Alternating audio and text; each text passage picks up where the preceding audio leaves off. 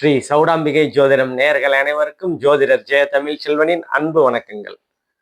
ஆடி மாதம், ஆடி மாதத்திற்கு உண்டான பொது பலன்களை பற்றி நம்ம இப்ப பார்ப்போம். இந்த காலகட்டத்தில் என்ன அப்படின்னு சிறப்பு அப்படின்னா, குரு உச்சமடைகிறது சிறப்பு. ஆடி மாசம் அப்படிங்கிறதுனால சூரியன் கடக ராசியில, அதனால சந்திரனோட, அதாவது அம்மா வீடுன்னு சொல்லுவோம், தாய் வீடு. சூரியன் வந்து தந்தை வீடு, சந்திரன் வந்து தாய் வீடுன்னு சொல்லுவோம். அந்த தாய் வீடுலேயே சூரியன் வர்றதை தான் ஆடி மாதம் அப்படின்னு சொல்லுவோம். இப்போ ஆல்ரெடி குரு உச்ச நிலையில அங்கதான் வந்து இருந்துட்டு இருக்காரு. இப்ப சூரியன் குரு ரெண்டு பேரும் இணையிறது, பார்க்கறது, அதெல்லாம் வந்து சிவராஜ யோகம் அப்படின்னு சொல்லுவோம். இந்த ஒரு மாத காலம், இந்த ஆடி மாசம் ஃபுல்லாவே சிவராஜ யோகம் யார் யாரு ஜனன கால ஜாதகத்துல இருக்குது, அதாவது சூரியன் சுபத்துவம் அடைகிறது, அதாவது குருவோட இணையிறது பிளஸ் குருவோட பார்க்கப்படுறது. சூரியன் வந்து குருவுனால பார்க்கப்படுறாரு அப்படின்னா 5, 7, 9 இந்த சிறப்பு பார்வைகள் வந்து குரு பகவானுக்கு இருக்குது. அந்த பார்வை மூலியமா சூரியனை பார்க்கறது வந்து சிவராஜ யோகம்னு சொல்லுவோம். இதனால என்னங்க சிவராஜ யோகம்னு சொல்றீங்க அப்படின்னா, சூரியனோட அமைப்புகள்ல முக்கியமா தசாபுக்தி என்ன நடக்குது அப்படின்னு அதை வச்சுதான் மெயினா அந்த யோகம் செயல்படுன்னு துல்லியமா சொல்ல முடியும். அரசு சார்ந்த அமைப்புகள், இப்ப வந்து ஒருத்தர் வந்து கவர்மெண்ட் ஜாப்புக்காக தேடிக்கிட்டு இருக்கிறாரு அப்படின்னா, அவருக்கு இந்த காலகட்டத்துல ஜனனகால ஜாதகத்துல சிவராஜ யோகம் இருக்குது அப்படின்னா கண்டிப்பா இப்ப அது வந்து செயல்படும். அதே மாதிரி தந்தை வழி உறவுகள், அந்த அமைப்புகள், தந்தை சார்ந்து ஏதாவது சொத்து கிடைக்கணும் அப்படின்னா இந்த காலகட்டத்துல ஜனனகால ஜாதகத்துல இருக்கிற பட்சத்துல இப்ப அது வந்து கிடைக்கக்கூடிய அமைப்புகள் கண்டிப்பா இருக்கும். அதே மாதிரி எலக்ட்ரிக்கல், கரண்ட் சார்ந்து, இபி, அந்த மாதிரி அமைப்புகள்லாம் சூரியனோட காரகத்துவத்துல எல்லாம் பயனடையக்கூடிய ஒரு அற்புதமான காலகட்டங்களா இருக்கும். இந்த ஆடி மாசத்துல அம்மன் அருள், அம்மன் வழிபாடு நல்ல சிறந்ததா இருக்கும் இந்த காலகட்டத்துல. அதனால எல்லாரும் அம்மன் அருள் கண்டிப்பா வந்து அம்மன் கோயில்களுக்கு போயிட்டு வாங்க. உங்க வீட்டுக்கு பக்கத்துல இருக்கிற அம்மன் கோயில் எதுவா இருந்தாலும் பரவாயில்லை, போய் வழிபட்டு இந்த மாதம் முழுவதும் வழிபட்டு வந்தீங்கன்னா அது உங்களுக்கு உயர்வை தரும், நல்ல மதிப்பை தரும், நன்மை தரும். ஏதாவது காரியங்கள் தடைபட்டுக்கிட்டே இருக்குது அப்படின்னா அந்த காரியங்கள்லாம் இந்த அம்மன் வழிபாடுனால உங்களுக்கு அந்த தடைகளை நீங்கி உங்களுடைய பிரார்த்தனை நிறைவேற்றக்கூடிய அமைப்புகள், மனசுல என்ன நினைச்சிட்டு இருக்கீங்களோ அந்த காரியம் கைகூடுற அமைப்புகள்லாம் வந்து கண்டிப்பா இந்த காலகட்டத்தில் உங்களுக்கு இருக்கும். இந்த காலகட்டத்தில் என்ன அப்படின்னா, சுக்கிரன் வந்து ஒரு 16 நாள் வந்து நீச்ச நிலையில் அடைகிறார். அது ஒரு சுக்கிரன் சம்பந்தப்பட்டமா அந்த அமைப்புகள் எல்லாம் கொஞ்சம், ஏன்னா சுக்கிரன் நீச்ச நிலையை அடைஞ்சு சனி பார்வையிலையும் இருக்கிறார். சுக்கிரன் வந்து கன்னியில, புதனோட கன்னி வீட்டுல நீச்சம் அடைகிறாரு. அந்த நீச்சமடைகிற சுக்கிரனை வந்து சனி பகவான் பார்க்கறது ஒரு மைனஸ் அப்படின்ற அமைப்பு இருக்கும். இதுவும் ஜனனகால ஜாதகத்துல யாருக்கு சுக்கிரன் அமைப்புகள்ல பாதிக்கப்பட்டிருக்கிறதோ அந்த பாதிப்புகள் இப்ப வந்து உங்களுக்கு அந்த லேசா பாதிப்புகளை ஏற்படுத்தக்கூடிய அமைப்புகள் சுக்கிரன் சார்ந்து பாதிப்புகள் உங்க ஜனன காலத்துல இருந்தாதான், இல்லைன்னா ஒன்றும் பிரச்சனை இல்லை.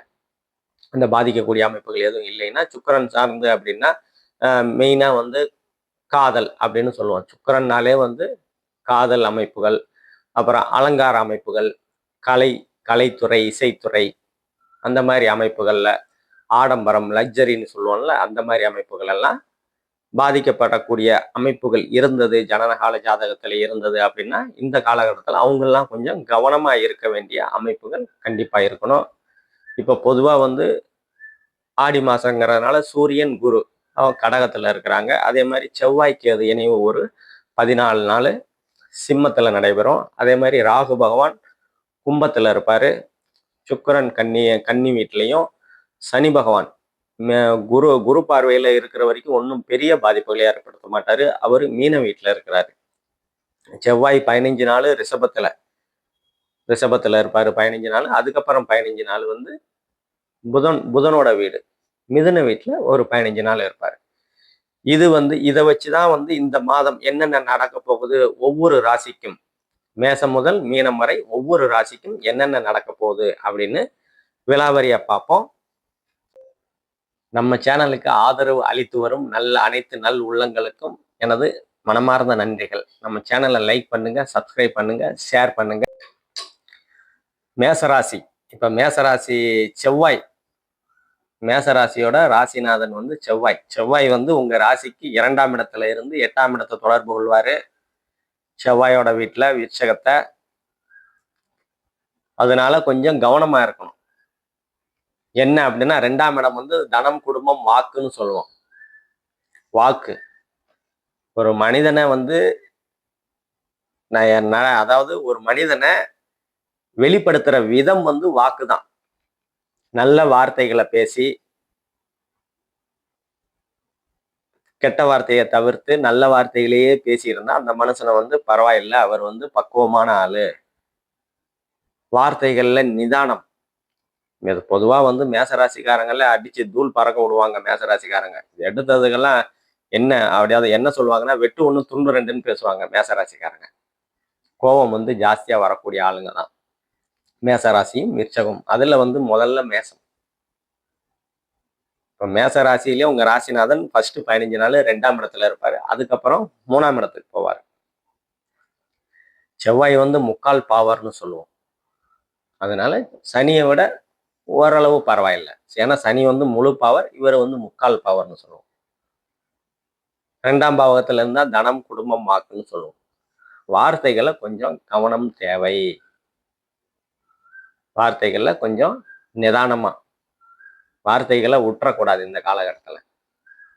அதனால முன்கூட்டியே சொல்றோம், வார்த்தைகள்ல நிதானம் தேவை அப்படின்னு. இப்ப வந்து பொருளாதார முன்னேற்றம்னா கொஞ்சம் பொருளாதாரத்துல கொஞ்சம் சிறு பெருசா கிடையாது, சிறு தடைகள் இருக்கத்தான் செய்யும். இருந்தாலும் அவர் சுக்கிரனோட வீட்டுல தான் இருக்கிறாரு. சனியோட பார்வையில வேற இருப்பாரு. சனியோட பார்வை அவருக்கு வந்து சுக்கிரனோட வீடு இருப்பு வந்து நல்லதுதான். சனியோட பார்வை அவருக்கு கெட்டது. அதனால பொருளாதாரத்துல கொஞ்சம், அதாவது செலவுகள் பண்றது, வரக்கூடிய பொருளாதாரத்துல கொஞ்சம் சிரமங்கள் இருக்கும். குடும்பத்துல சிறு பிரச்சனைகள், தடை தாமதங்கள் இருக்கும். குடும்பம் அமையக்கூடிய அமைப்புகள் ரொம்ப நாளா வந்து குடும்பம் அமையல, திருமணத்திற்காக பார்த்துக்கிட்டே இருக்கேன், குடும்பம் அமையல அப்படின்ற அமைப்புகள் இருந்ததுன்னா அதெல்லாம் வந்து இந்த ஒரு மாதம் கழித்து தான் உங்களுக்கு சூழ்நிலைகள் சரியாகக்கூடிய அமைப்புகள் கண்டிப்பா இருக்கும். அதே மாதிரி 3ஆம் இடத்துல செவ்வாய் இருக்கும்போது தம்பி தங்கைகளுடைய 2வது 15 நாள் வந்து 3ஆம் இடத்துக்கு போவாரு. முதல் 2 வாரம் உங்க 2ஆம் இடத்துலயும், அதுக்கப்புறம் 3ஆம் இடத்துலயும் போவாரு. தம்பி தங்கைகளுடைய கொஞ்சம் மனக்குழப்பங்கள், சண்டை சச்சரவுகள் இருக்கும். அதெல்லாம் கொஞ்சம் கவனமா கடந்து போங்க. மெயினா வந்து இந்த மாதத்துல உங்களுக்கு சொல்ல வேண்டியது என்னன்னா, வார்த்தைகளை பார்த்து பிரயோகப்படுத்துங்க. அதன் பிற்பாடு 4ஆம் இடத்துல குரு பகவான் இருக்கிறார். உங்களோட 5ஆம் அதிபதி குரு பகவானோட இணையிறது நல்ல விசேஷம். 5ஆம் அதிபதி தான் அதிர்ஷ்டத்தை குறிக்கக்கூடிய 5ஆம் அதிபதி சூரியன். அவர் வந்து சுபத்துவம் அடைகிறது உங்களுக்கு இந்த காலகட்டத்தில். அதாவது சிவராஜ யோகம். அந்த சூரியனுக்கு சிவராஜ யோகம்னு ஒரு அமைப்பு இருக்குது. அது வந்து குருவோட இணையிறது பார்க்கப்படுறதுன்னு ஏற்கனவே சொன்னோம். அந்த அமைப்புகள் இருக்கிறதுனால உங்களுக்கு நல்ல எண்ணம், நல்ல சிந்தனை, அந்த அதிர்ஷ்டம் செயல்படும். முக்கியமா இன்னொன்னு, குழந்தைகள் ரொம்ப நாளா வந்து காலையில திருமணம் ஆயிடுச்சுங்க, ரொம்ப நாளா வந்து குழந்தை இல்லை அப்படின்னா குழந்தை புத்திர பாக்கியம் கிடைக்கக்கூடிய அமைப்புகள் இருக்கும். புத்திரர்களால் அனுகூலம், ஆதாயம் இருக்கும். அவங்களால ஒரு மன நிம்மதி, சந்தோஷம், மகிழ்ச்சி. அப்பாடா இந்த பிள்ளையை பெற்றதுக்கு தான் என்ன ஒரு தவம் செஞ்சேன் அப்படின்னு சொல்லுவாங்கல்ல, அந்த மாதிரி அமைப்புகள்லாம் இந்த காலகட்டத்தில் உங்களுக்கு கிடைக்கும். அதே மாதிரி 6ஆம் இடத்துல சுக்கிரன் ஒரு 15 நாள் இருப்பாரு. அதன் பிற்பாடு உங்க ராசிக்கு 6ஆம் இடத்துக்கு போவார். 5ஆம் இடத்துல ஒரு 15 நாள், அதுக்கப்புறம் 6ஆம் இடத்துக்கு போவாரு. சுக்கிரன் வந்து நீச்ச நிலையான அடைகிறது. உங்க 7ஆம் அதிபதி நீச்சம் அடைகிறது கொஞ்சம் ஒரு மைனஸ் தான். இன்னொன்னும் சனி பார்வையும் இருப்பார். அதுவும் மனைவி, அதாவது கணவன் மனைவிக்கிடையே சிறு சிறு சண்டை சச்சரவுகள், மனக்குழப்பங்கள் வர்றதுக்கு வாய்ப்புகள் கண்டிப்பா இருக்குது. அதை கொஞ்சம் கவனமா கடந்து போங்க. மனைவிக்கு ஒரு உடல் உபாதைகள் வரும், அதை சரி பண்ணிக்கோங்க. பெருசா பாதிப்புகள் இல்லை. அது ஜனனகால ஜாதகத்தை வச்சுதான் தெளிவா சொல்ல முடியும்.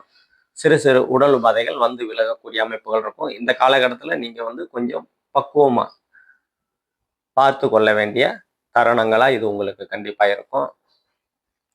அதே மாதிரி உங்க 8ஆம் இடத்தை குரு பார்க்கறதுனால பயணங்களால் அனுகூலம், ஆதாயங்கள் இருக்கும். 8ஆம் இடத்தை செவ்வாயும் பார்க்கறாரு, நல்ல வேலை உச்ச குருவும் பார்க்கறதுனால 8ஆம் இடத்துல என்ன என்ன இருக்குது, தடை தாமதம், விபத்து, அந்த மாதிரி அமைப்புகள்லாம் இருக்குது. நல்ல வேலை குரு பார்க்கறதுனால அந்த அமைப்பு பெருசா செயல்படாது அப்படின்னு சொல்லிடுவோம். இன்னொன்று, நன்மைகள் தான் செயல்படும். பயணங்களால் அனுகூலங்கள், ஆதாயங்கள் இருக்கும். திடீர் அதிர்ஷ்டம் செயல்படக்கூடிய அமைப்புகள்லாம் உங்களுக்கு நல்லாவே இருக்குது. அதே மாதிரி 9ஆம் இடத்தை செவ்வாய் 2வது 15 நாள் பார்க்கும்போது அப்பா வழி உறவுகளால கொஞ்சம் மனக்குழப்பங்கள், கருத்து வேறுபாடுகள்லாம் இருக்கும். அதை கவனமா கடந்து போங்க. அதே மாதிரி உங்க 10ஆம் இடத்துக்கு தொழில் ஸ்தானம் ஜீவனஸ்தானம்னு சொல்லுவோம். அதுக்கு உச்சகுரு பார்வை இருக்கிறதுனால தொழில்ல ஒரு முன்னேற்றம், புதிதாக தொழில் தொடங்கக்கூடிய அமைப்புகள்லாம் இருக்கும். அதெல்லாம் உங்க ஜனனகால ஜாதகத்தை உறுதிப்படுத்திட்டு நீங்க பண்ணுங்க. ஏன்னா உங்களுக்கு இப்ப விரய சனி நடந்துகிட்டு இருக்கு. ராசிக்கு 12ஆம் இடத்துல இருக்கிற சனி 2ஆம் இடத்தை பார்க்கும்போது தன விரயங்கள் அப்படின்ற அமைப்புகளும் இருக்குதுதான். அதை கொஞ்சம் ஜனனகால ஜாதகத்தை பார்த்துட்டு முடிவு பண்ணுங்க. அதே மாதிரி 11ஆம் இடத்துல இருக்கிற ராகு மூத்த சகோதரம் சகோதரிகள், அதாவது அண்ணன் அக்கா உறவுகள்ல கொஞ்சம் கருத்து வேறுபாடு, மனக்குழப்பங்கள், விரிசல்கள்லாம் இருக்கத்தான் செய்யும். அதை கவனமா கடந்து போங்க. 12ஆம் இடத்துல சனி பகவான் இருப்பாரு. வெளிநாட்டு பயணங்கள், வெளிநாட்டுல இருக்கிறவங்களுக்கு கொஞ்சம் சிரமமா இருக்கும். எப்பதான் வீட்டுக்கு வருவோன்ற அமைப்புகள் இருக்கும். அங்க வெளிநாடு அமைப்புகள்ல மேசராசி இருக்கிற மேசராசிக்காரங்க தசாபுக்திகள் அடிப்படையில வெளிநாடு போகணும் அப்படின்னு நினைச்சுக்கிட்டு இருக்கவங்களுக்கு கொஞ்சம் தடை இருக்கதான் செய்யுது. ஏற்கனவே வெளிநாட்டுல இருக்கிறவங்களுக்கு அங்க இருக்க முடியாம வந்துடலாம் அப்படின்ற ஒரு அமைப்புகள் இருக்கும். இதெல்லாம் பொது பலன்கள் தாங்க. துல்லியமான பலன்கள் வேணும் அப்படின்னா கீழே உள்ள நம்பரை கான்டாக்ட் பண்ணுங்க. நன்றி, வணக்கம்.